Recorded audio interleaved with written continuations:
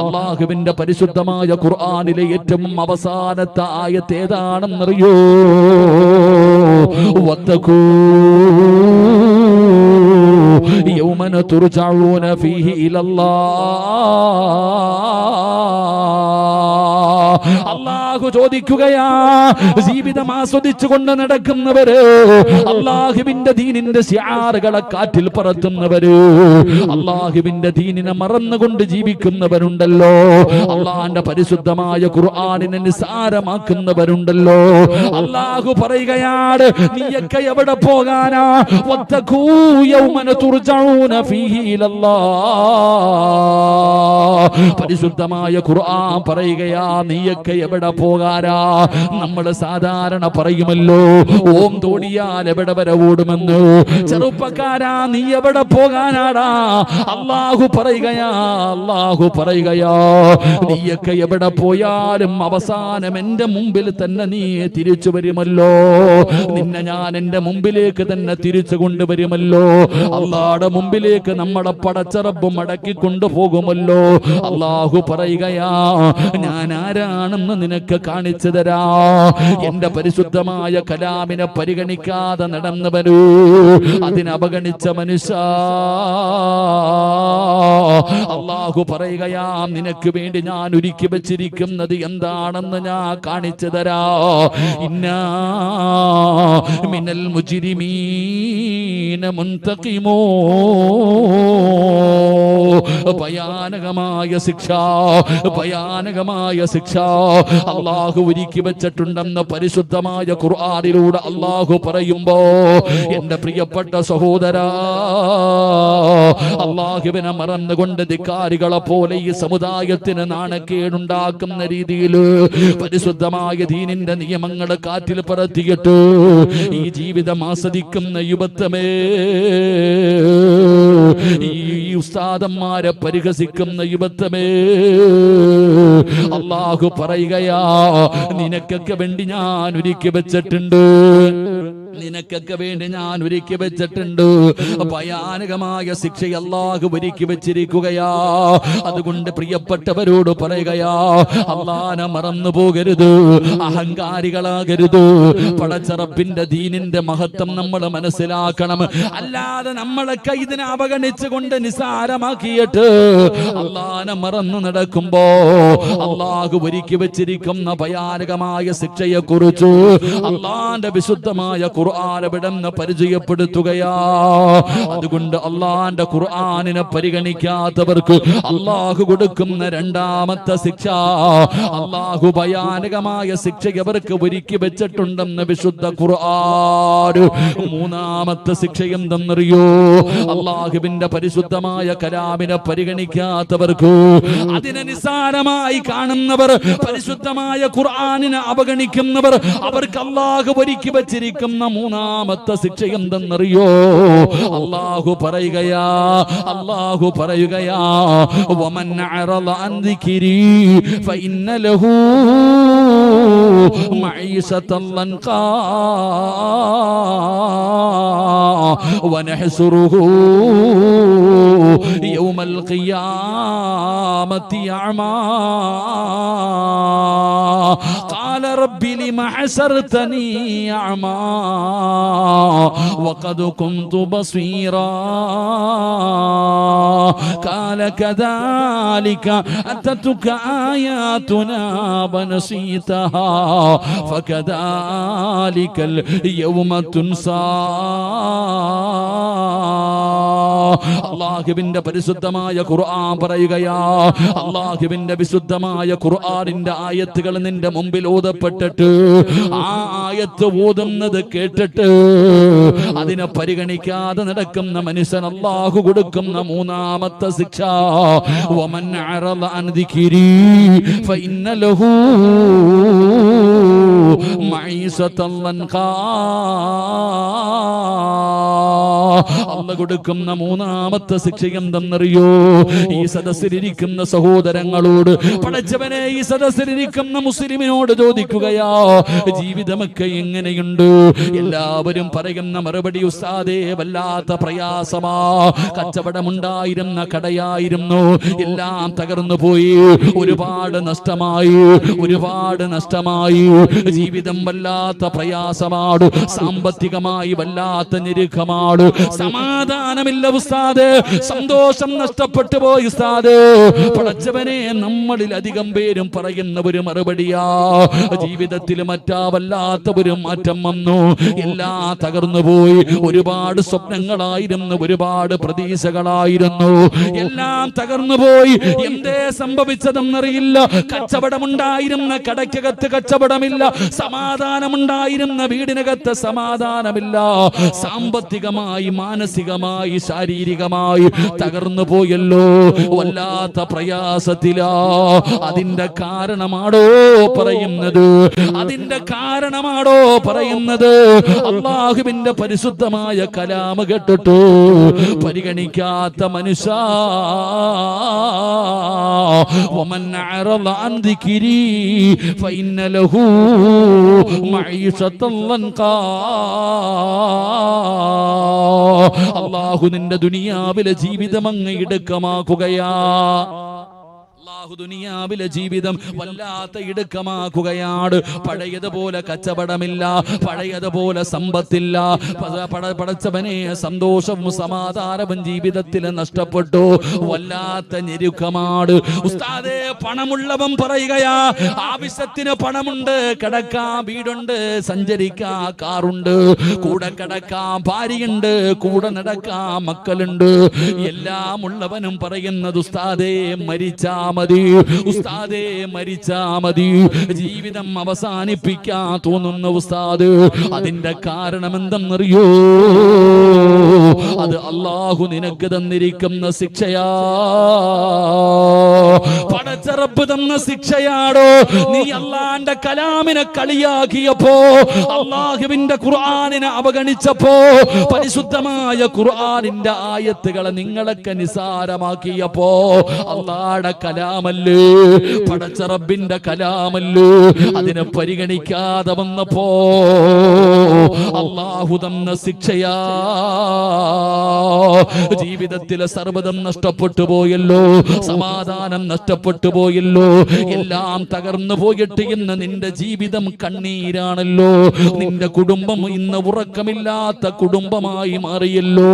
അതിന്റെ കാരണമാ പറയുന്നത്, അല്ലാഹുവിന്റെ കലാമിനെ പരിഗണിക്കാതെ വരുമ്പോ അല്ലാഹ് അവന് കൊടുക്കുന്ന ശിക്ഷയാ.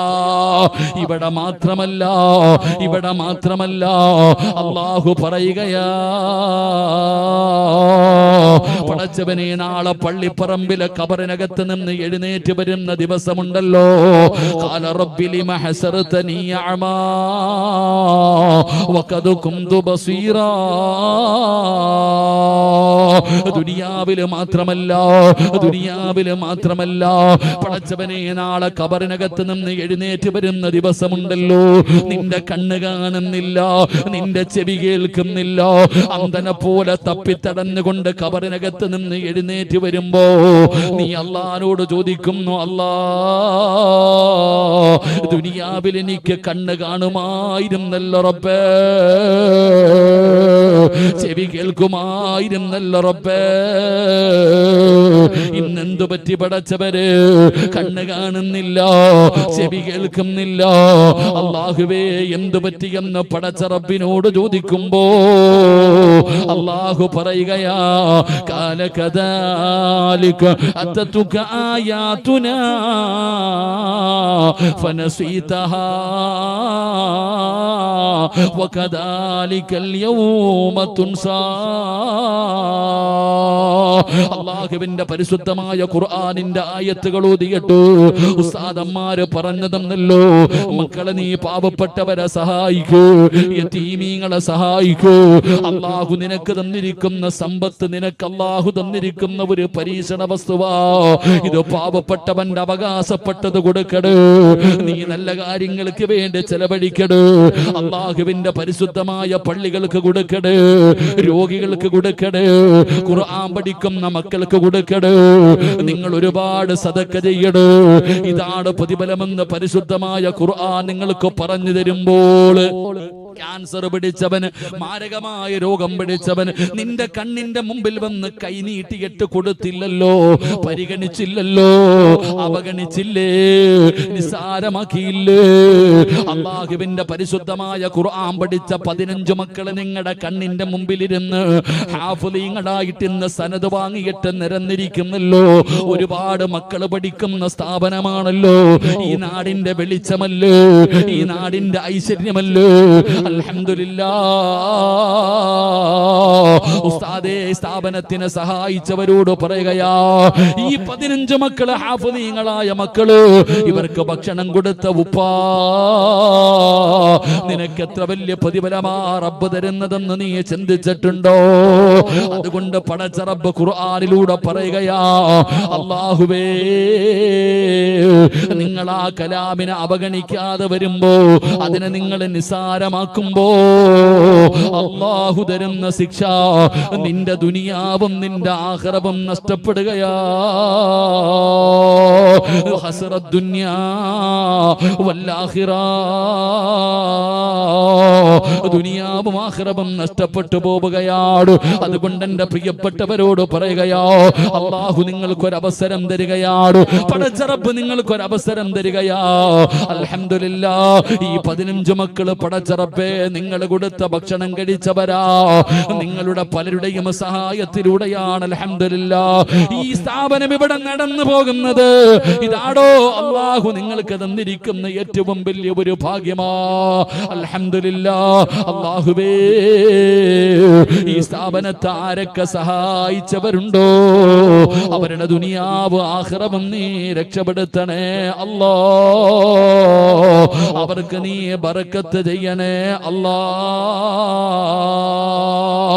ഇന്ന് ലോകത്ത് സമാധാനമില്ലടോ, പ്രത്യേകിച്ച് ഈ ഉമ്മത്തിന് സമാധാനമില്ല. വല്ലാത്ത പ്രയാസം.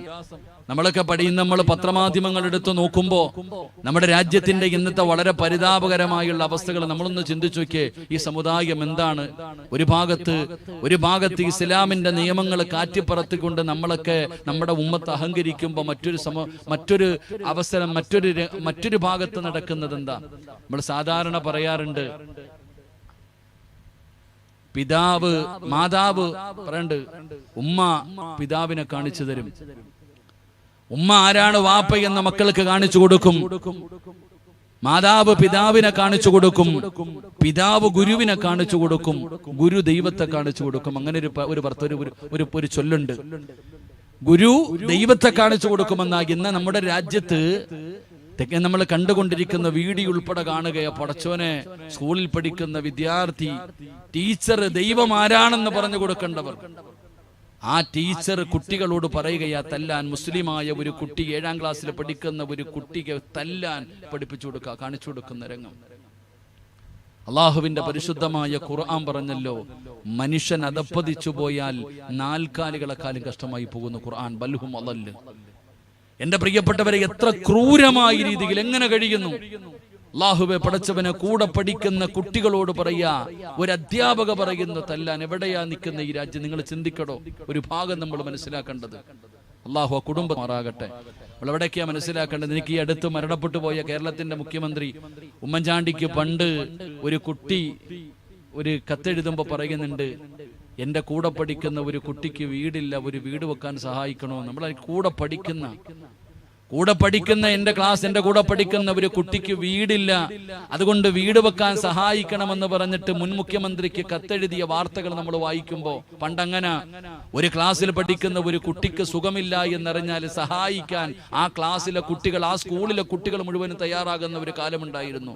ഇന്ന് കൂടെ പഠിക്കുമ്പോൾ നമ്മൾ ചിന്തിക്കേണ്ടത്, ഞാൻ ആ വീഡിയോ കാണുമ്പോൾ എനിക്ക് മനസ്സിലാകുന്നുണ്ട്, ആ ടീച്ചർ ഓരോ കുട്ടികളോട് അടിക്കാൻ പറയുമ്പോഴും ചില കുട്ടികൾക്ക് അടിക്കാൻ പറ്റുന്നില്ലടോ. കൂട്ടുകാരനായ പൊന്നുമോൻ അടിക്കാൻ. ഇതാണ് നമ്മുടെ രാജ്യത്തിന്റെ അവസ്ഥ. ഒരു ഭാഗത്ത് ഇങ്ങനെ നടക്കുമ്പോൾ മറുഭാഗത്ത് എന്തെല്ലാം നടന്നുകൊണ്ടിരിക്കുന്നു. അള്ളാഹു ഉമ്മത്തിന് ഇസ്സത്ത് നൽകുമാറാകട്ടെ, അള്ളാഹു ഉമ്മത്തിന് സമാധാനം നൽകുമാറാകട്ടെ, അള്ളാഹു ഉമ്മത്തിന് ഐക്യം നൽകി അനുഗ്രഹിക്കുമാറാകട്ടെ. എന്റെ പ്രിയപ്പെട്ട സഹോദരങ്ങളെ, സമാധാനമില്ലടോ നമുക്ക്. ചിരിയും കളിയൊക്കെ ഉണ്ട് എനിക്ക് നിങ്ങൾക്കും. എല്ലാവർക്കും നല്ല നല്ല വസ്ത്രമുണ്ട്, വണ്ടിയുണ്ട്, വീടുണ്ട്, എല്ലാം ഉണ്ട്. പക്ഷെ സമാധാനം കിട്ടുന്നില്ല. പലരും പറയുന്നത്, ഉസ്താദെ നല്ല കച്ചവടമുണ്ടായിരുന്ന കടയായിരുന്നു, സാമ്പത്തികമായി നല്ല നിലയിലായിരുന്നു, ഇപ്പൊ എല്ലാം പോയി ഉസ്താദെ, എന്തോ പ്രയാസം, സമാധാനമില്ല. അള്ളാഹു നമുക്ക് സമാധാനം നൽകി അനുഗ്രഹിക്കുമാറാകട്ടെ. ആമീൻ പറയടോ. എന്താ ഇതിന്റെ കാരണം? സമാധാനം കിട്ടാനുള്ള വഴി എന്താ? എന്താണ് സമാധാനം കിട്ടാൻ? ഖുർആൻ പറയുന്നുണ്ട്, മനുഷ്യന് സമാധാനം കൊടുക്കുന്ന വീട്. വല്ലാഹു ജഅല ലക്കും മിൻ ബുയൂത്തിക്കും സകന. വീട് ഒരു മനുഷ്യന് സമാധാനം കൊടുക്കും.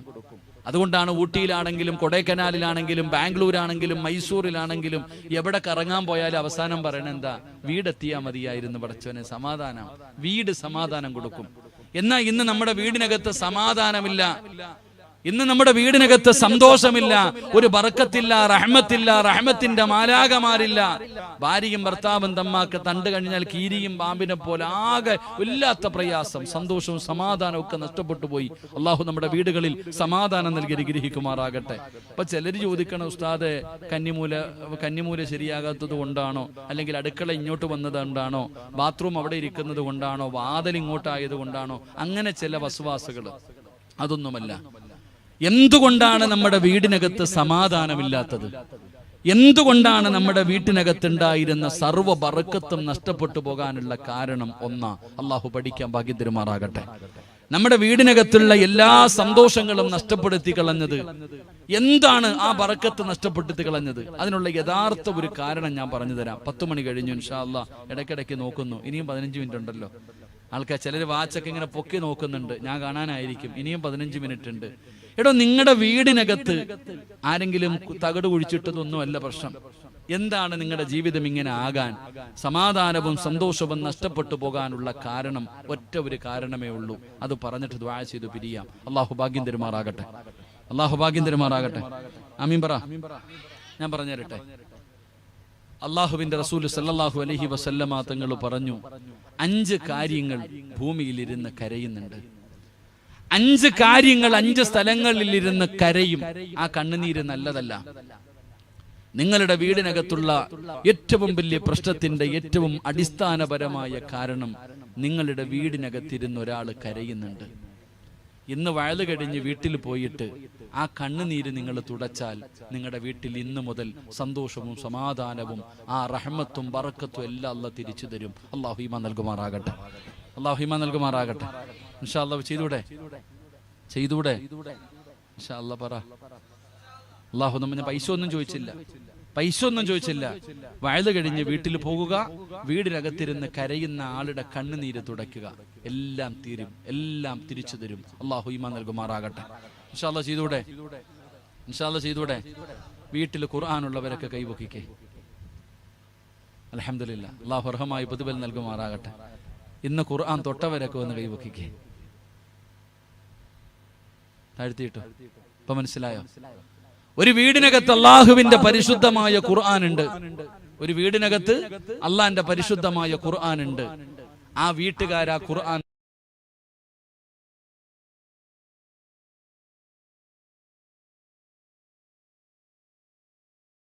എടുത്തു പാരായണം ചെയ്യുന്നില്ലെങ്കിൽ ഖുർആൻ കരയും. ആ കണ്ണുനീര് വീണാൽ അള്ളാഹു നമ്മളെ കാക്കുമാറാകട്ടെ, ഉറക്കപ്പറ അല്ലാഹു കാക്കുമാറാകട്ടെ. ഖുർആനിന്റെ കണ്ണുനീര് വീണാൽ ആ വീട് രക്ഷപ്പെടുവോ? ഉറക്കപ്പറ രക്ഷപ്പെടുവോ? ഇപ്പൊ മനസ്സിലായോ എന്താ കാരണം? പണ്ട് നമ്മുടെ ഉമ്മ, നമ്മുടെ വാപ്പ, ഇവിടെ നമ്മൾ എത്ര കോടിക്കണക്കിന് രൂപ കൊടുത്ത് വീട് വെച്ചാലും നമ്മളൊക്കെ ജനിച്ചു വളർന്ന ആ കുടുംബ വീടെന്ന് പറയുന്ന ഒരു ചെറിയ വീട്ടിൽ കിട്ടിയ സന്തോഷം ഈ കൊട്ടാരത്തിൽ കിട്ടൂല. എന്തേ കാരണം? അന്ന് വലിയ വാർപ്പ് വീടോ AC ഒന്നുമില്ല. എല്ലാം കൂടെ ഒരു ഹാള് കാണും. പടച്ചവനെ നിരന്ന് കിടക്കും. ചിലപ്പോ ഈ ഉടുത്ത മുണ്ടായിരിക്കും എടുത്ത് പുതയ്ക്കണത്. സുബ്ഹാനല്ലാഹ്. അന്ന് ഡബിൾ കോട്ട് കട്ടിലോ മെത്ത എന്താന്ന് പോലും അറിയത്തില്ല. ഒരു പുതപ്പ് വിരിച്ചിട്ട് കിടക്കും. എന്നാ സുഖം എന്നറിയോ? അതിന്റെ കാരണം എന്തെന്നറിയോ? നമ്മുടെ ഉമ്മ, മരിച്ചുപോയവർക്ക് അള്ളാഹു സ്വർഗം കൊടുക്കുമാറാകട്ടെ, ജീവിച്ചിരിക്കുന്നവർക്ക് അള്ളാഹു ദീർഘായുസ് കൊടുക്കുമാറാകട്ടെ. നമ്മുടെ ഉമ്മ മഗ്രിബിന് മുമ്പ് ഉളുവെടുത്തിട്ട് നിസ്കാര പായിൽ വന്നിരിക്കും. എന്നിട്ട് പറയും സുബ്ഹാനല്ലാഹി വബിഹംദിഹി സുബ്ഹാനല്ലാഹിൽ അലീം വബിഹംദിഹി അസ്തഗ്ഫിറുല്ലാഹ്. ഉമ്മ മഗ്രിബിന് ബാങ്ക് വിളിക്കുന്നതിന് മുമ്പ് നിസ്കാര പായിൽ ഇരുന്ന് ദിക്ർ പറയും.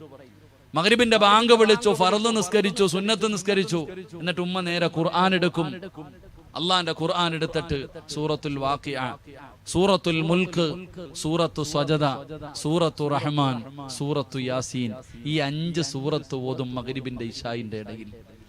നമ്മുടെ ഉമ്മ സൂറത്തുൽ വാഖിഅ, അല്ലാഹുവിന്റെ റസൂൽ സല്ലല്ലാഹു അലൈഹി വസല്ലമ തങ്ങൾ പറഞ്ഞു, ഏത് വീട്ടിലാണോ സൂറത്തുൽ വാഖിഅ പാരായണം ചെയ്യുന്നത് അല്ലാഹു ആ വീട്ടിൽ ദാരിദ്ര്യം കൊടുക്കില്ല എന്ന് നബിയിന റസൂലുള്ളാഹി.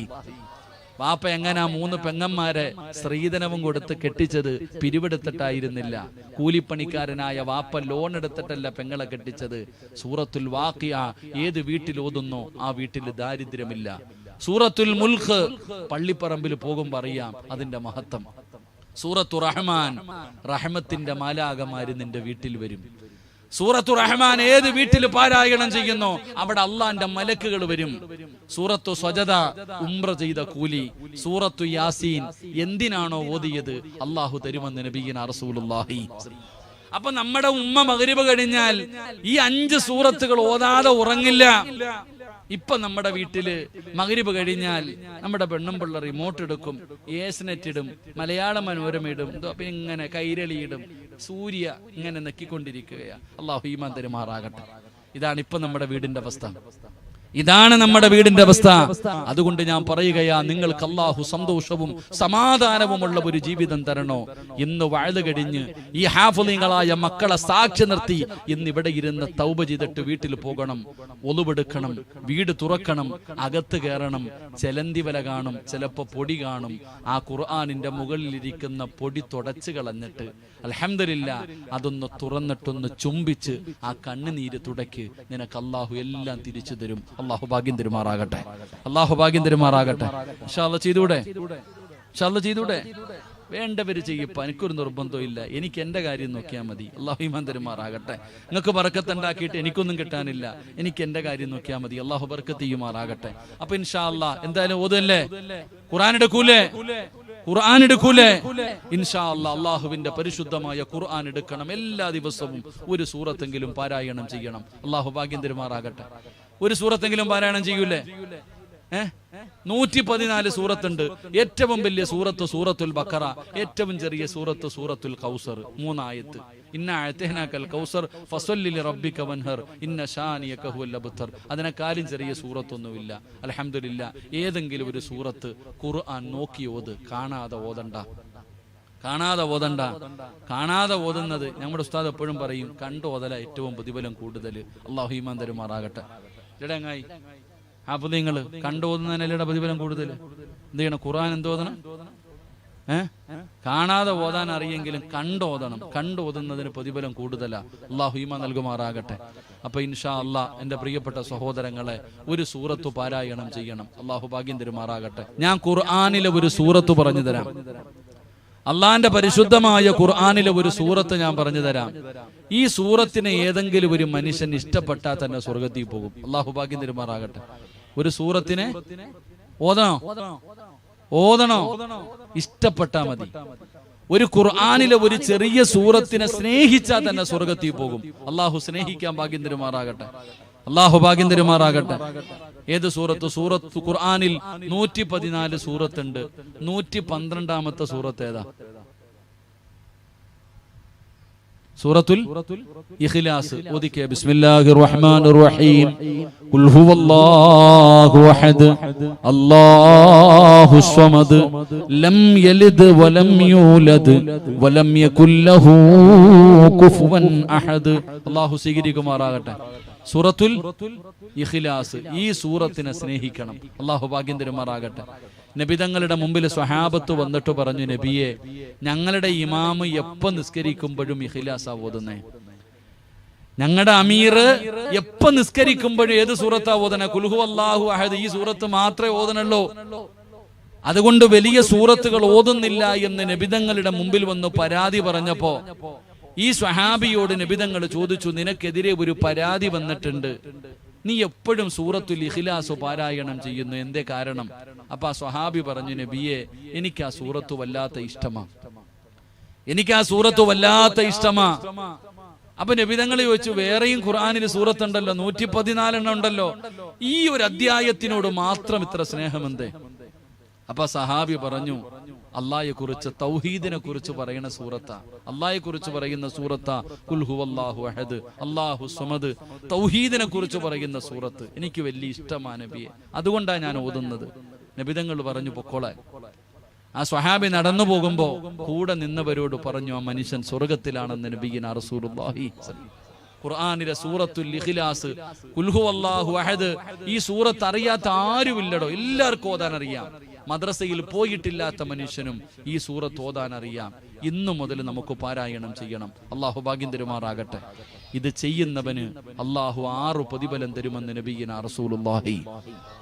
ഈ ഒറ്റ സൂറത്ത് ഓതുന്ന മനുഷ്യൻ എത്ര പ്രതിഫലം? 6 പ്രതിഫലം. അള്ളാഹു പഠിക്കാൻ ഭാഗ്യം തരുമാറാകട്ടെ. ഒരു 10 മിനിറ്റ് ഇരിക്കൂലേ ഇൻഷാ അല്ലാഹ്? ഈ 10 മിനിറ്റ് അൽഹംദുലില്ലാ, ഒരു 10 മിനിറ്റ് ഇരിക്ക്. ഈ 6 പ്രതിഫലം ഞാൻ പറഞ്ഞു തരാം. അള്ളാഹു പഠിക്കാൻ ഭാഗ്യം നൽകുമാറാകട്ടെ. എന്റെ പ്രിയപ്പെട്ട സഹോദരങ്ങളെ, ഒന്നാമത്തെ പ്രതിഫലം അർദുൽ ഉംറ എന്ന് പറയുന്ന ഒരു അവസ്ഥയുണ്ട്. കിടന്ന കിടപ്പിൽ കിടന്നു മലമൂത്ര വിസർജനം നടത്തി മക്കളെ പോലും അറിയാത്തൊരവസ്ഥ. അള്ളാഹു കാക്കുമാറാകട്ടെ. റിയാസ് ഉസ്താദാണെന്ന് തോന്നുന്നു, അത് എനിക്ക് മുമ്പ് ആരോ അവരുടെ 25 കൊല്ലമായിട്ട് ഉസ്താദിനെ പഠിപ്പിക്കുന്നതിനെ കുറിച്ച് പറഞ്ഞാലായിരുന്നു. ഉസ്താദ് പറഞ്ഞു, ഹജ്ജ് നിസ്കാരം കഴിഞ്ഞിട്ട് ഖുർആൻ പഠിപ്പിക്കുന്ന തന്റെ പ്രിയപ്പെട്ട ഗുരുനാഥനെ കുറിച്ച്. ആ ഉസ്താദിന്റെ ഈ ഖുർആനുമായി ബന്ധപ്പെട്ട് കഴിഞ്ഞാൽ അള്ളാഹു കൊടുക്കുന്ന വലിയ ഒരു ഭാഗ്യം, ഓർമ്മ എപ്പോഴും ഉണ്ടാകും. ഈ ഉസ്താദന്മാരൊക്കെ മരിക്കുന്ന സമയം അവര് പറയണം, ഞങ്ങൾക്ക് പഠിപ്പിക്കണം. ഇതാ അവരുടെ ചിന്ത. അള്ളാന്റെ ഖുർആനിനെ പാരായണം ചെയ്യുന്നവർക്ക് അള്ളാഹ് കൊടുക്കുന്ന ഒന്നാമത്തെ പ്രതിഫലം, അവരുടെ ബുദ്ധി മറിഞ്ഞു പോകൂല. ഇത് ഭാര്യയാണ്, ഇത് മകനാണ്, ഇത് കൂടപ്പറപ്പാണ്, ഇത് കൂട്ടുകാരനാണ്. മരിക്കുന്ന ദിവസവും ഓർമ്മയുണ്ടാകും.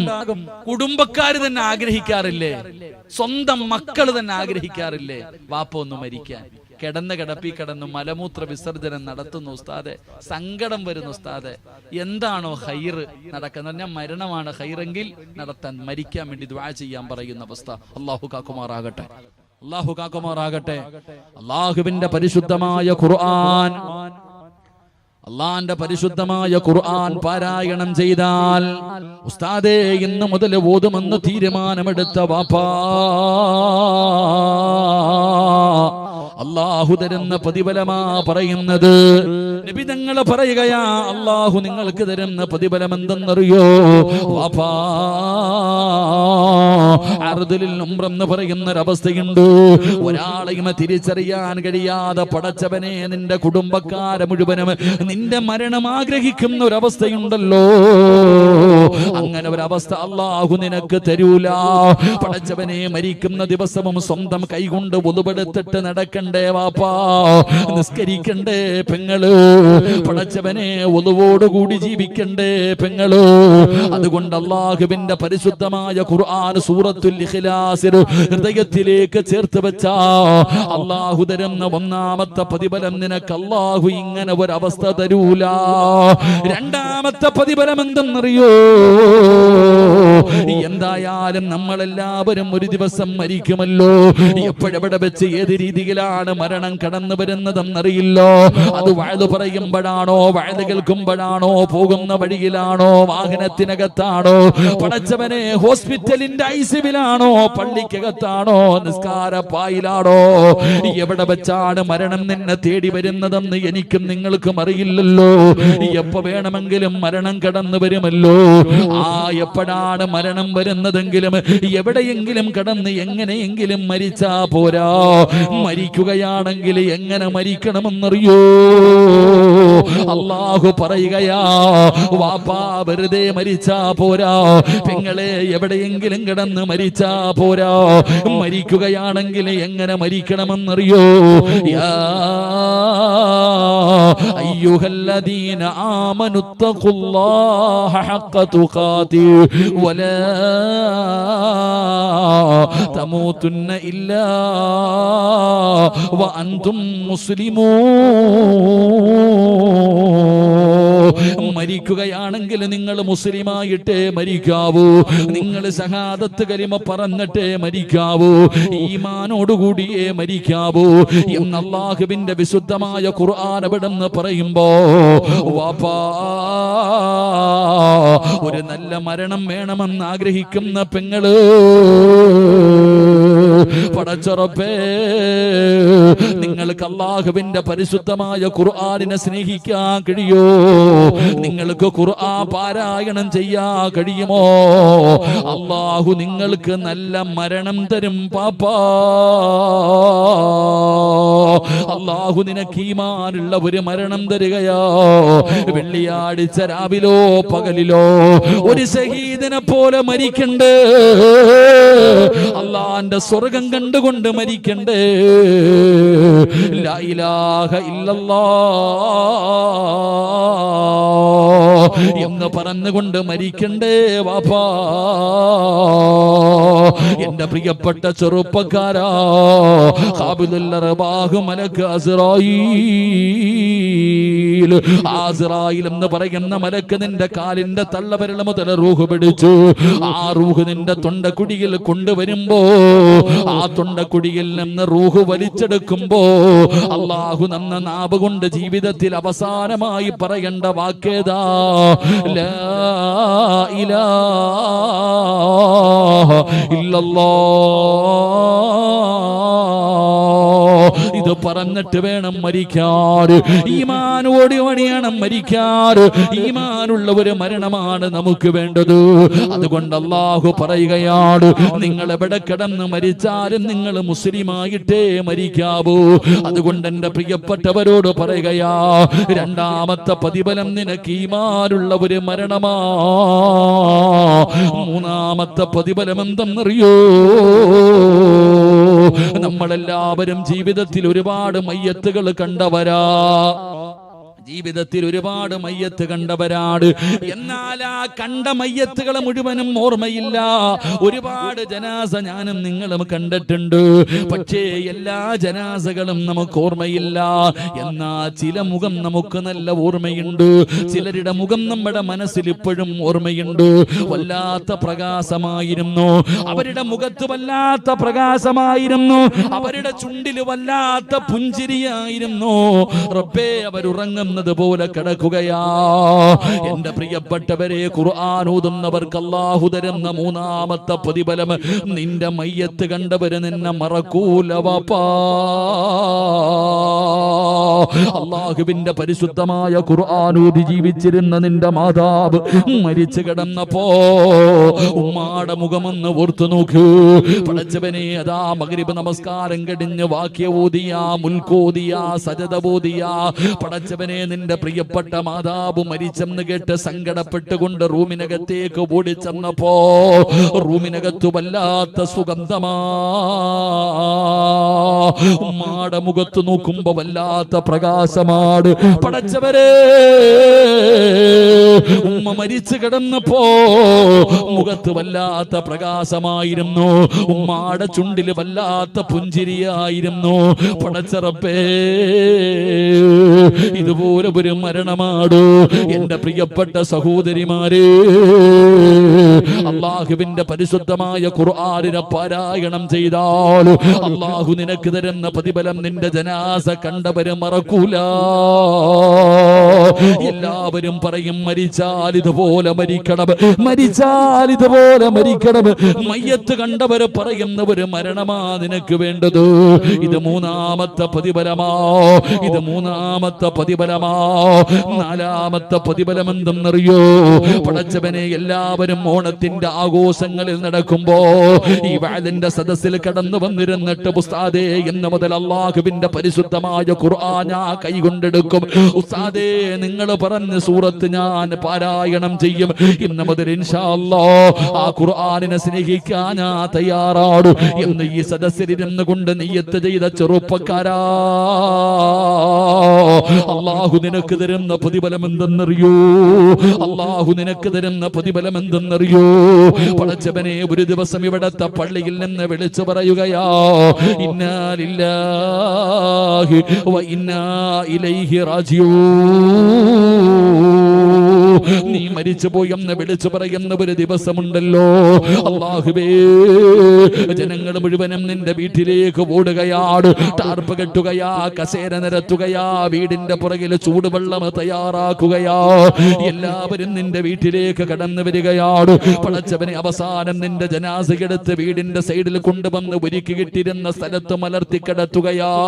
അവിടെ നിന്ന് ചെറിയ ചൂടുള്ള വെള്ളത്തിൽ നിന്നെ കുളിപ്പിക്കുകയാണ്. നഖത്തിനടിയിൽ അഴുക്കുകൾ എടുത്ത് കളയുകയാണ്.